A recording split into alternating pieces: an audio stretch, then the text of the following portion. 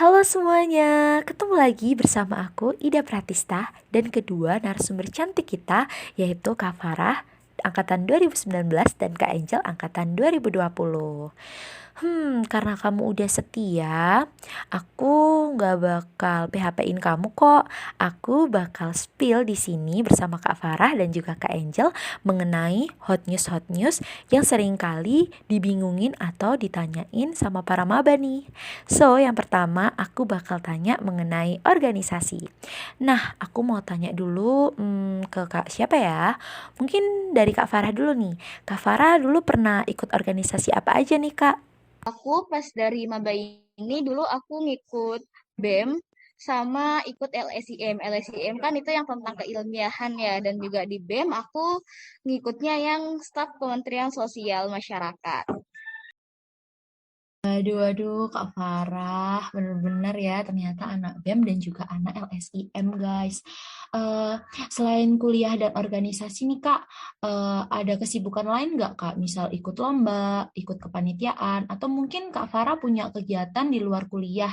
Boleh nih Kak di-spill? Oh iya, kalau selama kuliah ini aku bener-bener pengen manfaatin sih, karena kan aku yakin kan kuliah ini banyak banget yang bisa kita ambil untuk manfaatnya, baik dari akademik dan juga non akademik. Karena di dunia kerja itu pasti beda lagi kan yang kita dapatin. Nah, kalau selama kuliah kemarin aku memang membagi target gitu loh dari aku. Jadi memang awal-awal aku khususkan untuk di awal-awal semester 1 dan 2 dan 3 itu kan yang kita bisa organisasi, itu aku manfaatkan untuk nyemplung di organisasi kampus. Gimana sih rasanya di organisasi di FK, itu gimana rasanya di anak BEM, anak LSIM. Kemudian di semester selanjutnya itu aku nargetin untuk ikut lomba-lomba, karena aku penasaran banget nih gimana sih lomba kayak ilmiah itu gimana. Nah, aku itu pernah ikut lombanya karena aku suka desain, jadi aku ikut tuh lomba-lomba desain poster gitu-gitu. Nah, tadi kalau nggak salah aku notice nih, kalau Kak Farah itu aktif mengikuti lomba-lomba. Nah, boleh nih Kak Farah, mungkin teman-teman ada yang kepo, gimana sih cara dapat info-info lomba? Mungkin dari Kak Farah boleh di-spill. Dan juga bisa nih Kak, disertain tips and trick buat teman-teman di rumah, cara mengikuti lomba yang baik dan benar ala Kak Farah. Oh iya, kalau aku biasanya info lomba-lomba itu dulu aku juga sering follow yang Instagram info lomba gitu, dan juga biasanya ada juga kan sekarang di IG BEM, kemudian di Instagramnya Armabi yang action itu biasa kan nampilin tentang info-info lomba apa aja sih yang di bulan ini, dan juga biasanya kayak diajakin teman.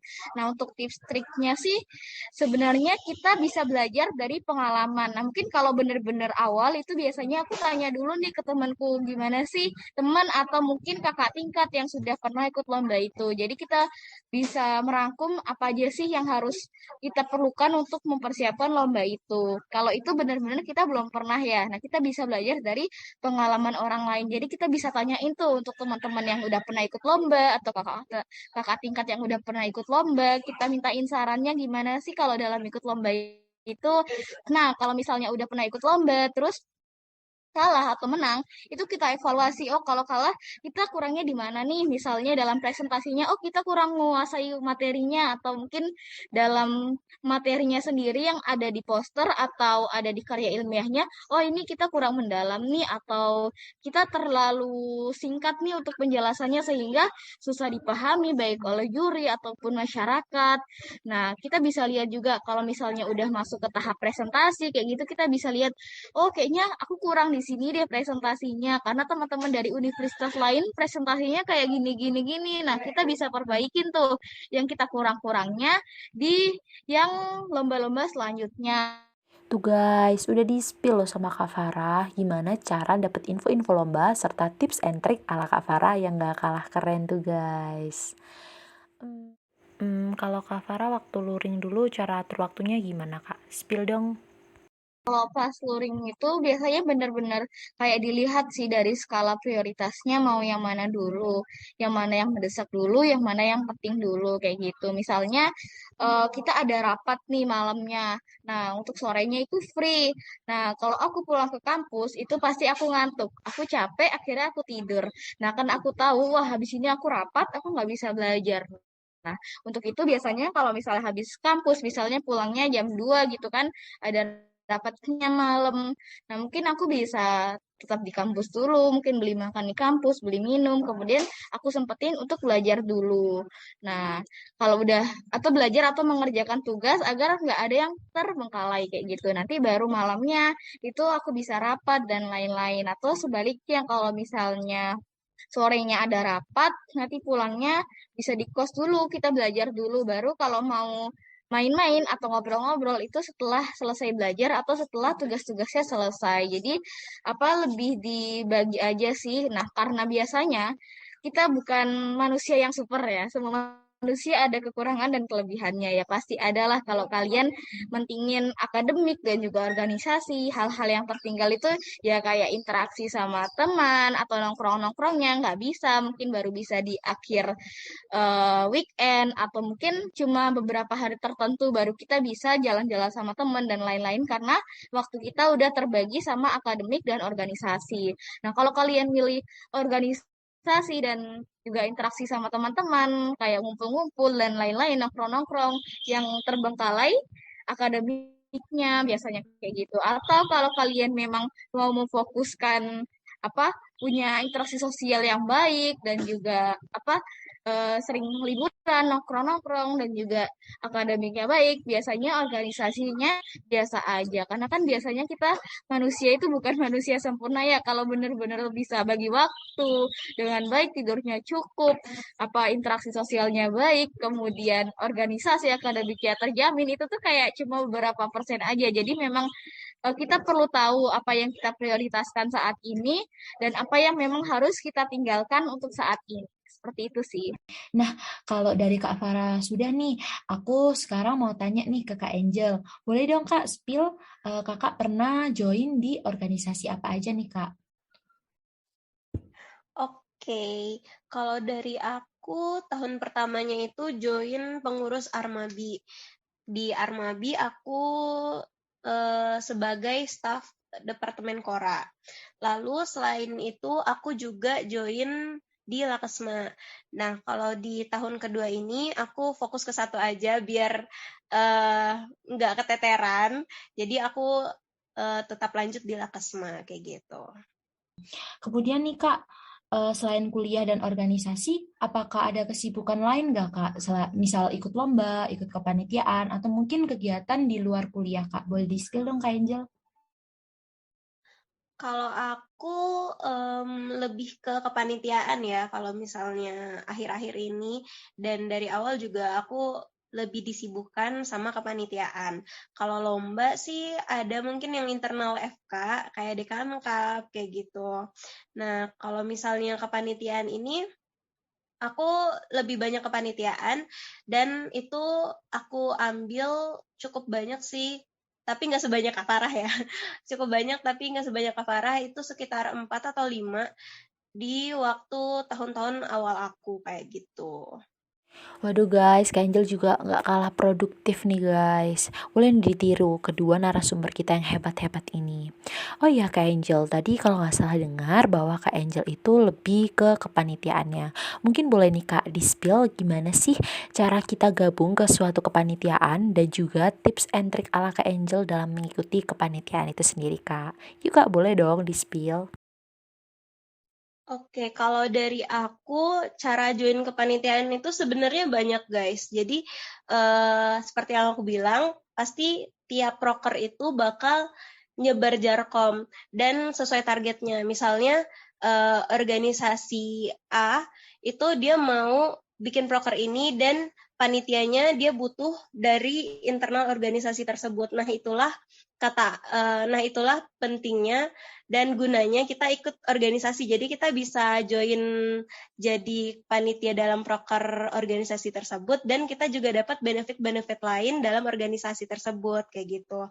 Nah, kalau cara joinnya lewat Jarkom, terus juga lewat IG yang tadi aku bilang. Terus juga biasanya teman-teman BPI atau teman-teman panitia itu bakal ajak-ajakin kok secara langsung. Biasanya diajakin, ayo ini join kepanitiaan A, join kepanitiaan B. Dan bener banget kata Kak Farah tadi, jangan kepanitiaan itu cuman berdasarkan ajakan teman, tapi kita balik lagi ngelihat value yang mau kita dapatkan dari kepanitiaan itu dan gimana kita pengen berkontribusi untuk proper itu, kayak gitu.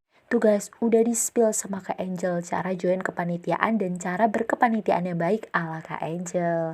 Selanjutnya nih Kak Angel, aku kepo. Gimana sih cara Kak Angel atur waktunya? Boleh dong Kak di-spill. Bicara atur waktu, ini jujur permasalahan setiap mahasiswa sih ya menurut aku, dan kita semua juga masih belajar tentunya.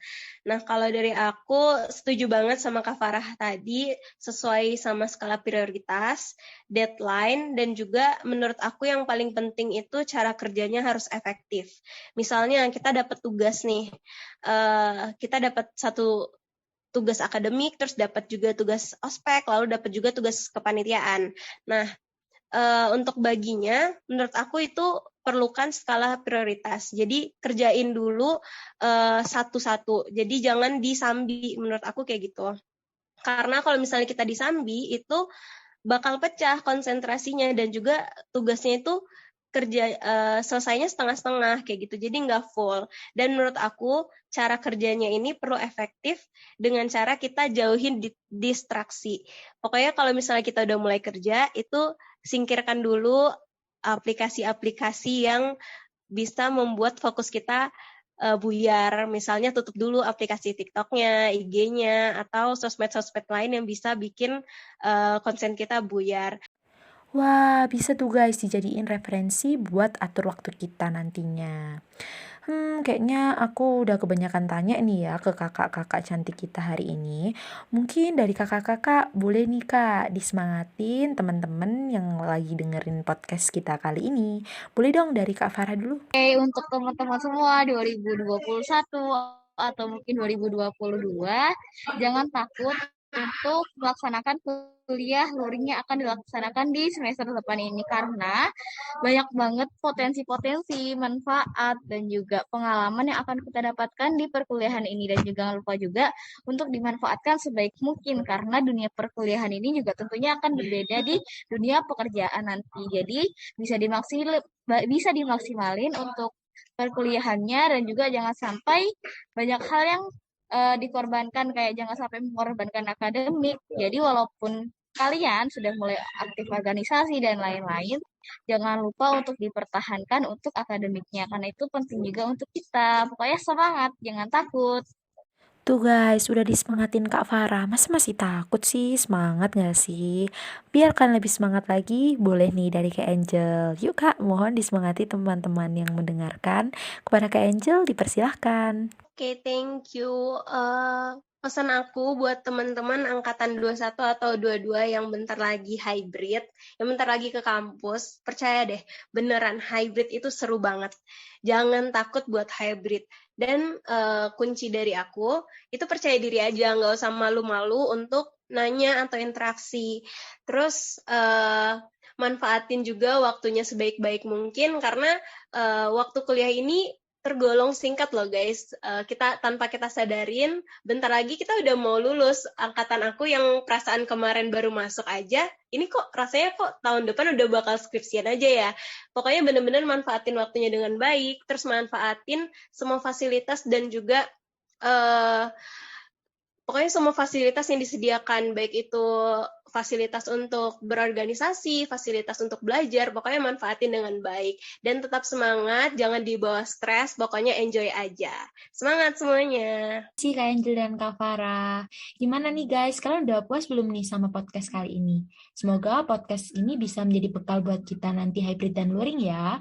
Makasih ya Kak Angel dan Kak Farah yang udah nemenin saya di sini. Dan gak lupa juga saya ucapin buat kamu yang udah dengerin Armabi Podcast kali ini. Sehat-sehat dan semangat terus ya buat kamu. See you on the next podcast guys. Bye!